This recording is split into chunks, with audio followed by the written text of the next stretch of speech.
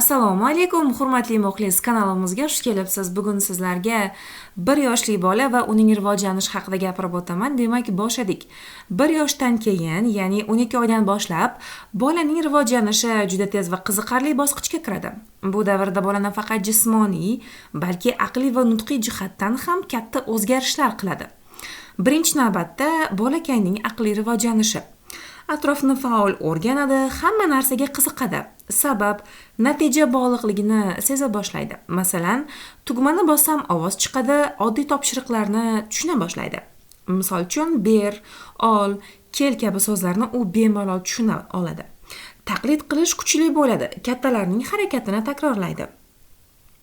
Bolakayning nutq rivojlanishiga to'xtalib o'tadigan bo'lsam, 1 yoshda odatda bolakay bitta yoki 10 ta so'zni ayta boshlaydi. 1,5 yoshga borib 20 tadan 50 tagacha so'z bo'lishi mumkin. Ona, dadadan tashqari oddiy so'zlar paydo bo'ladi. Imo-ishora bilan ham o'zini tushuntiradi.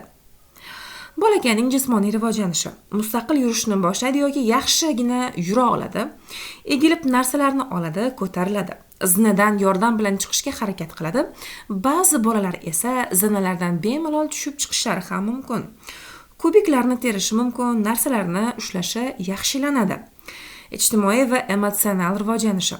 Ona va yaqinlarga kuchli bog'lanish bo'ladi, begonalardan uyalish yoki qo'rqishi mumkin. O'yin orqali his-tuyg'ularni ifodalaydi. Men o'zim davri boshlanadi, ya'ni bu davr bolaning mustaqillikka intilish davri deb ham ataladi. O'yin va faoliyat. Qo'shiq bilan ovqatlanishga urinadi. Kitob, rasmlarni ko'rishni yaxshi ko'radi, oddiy o'yinlar, to'plarni dumalatish, kubik yig'ish kabi. Qiziqishlari juda ham tez-tez o'zgaradi. Vilka bilan ham ovqat yeyish mumkin ushbu davrda. Qachon ehtiyot bo'lish kerak? Agar bolangiz 1,5 yoshga kelgan bo'lsa ham, umuman birorta so'z aytmasa, yurishga ham urinmasa, ko'z bilan aloqa qilmasa, oddiy buyruqlarni tushunmasa, demak siz pediatr yoki nevrolog bilan maslahatlashishingiz kerak.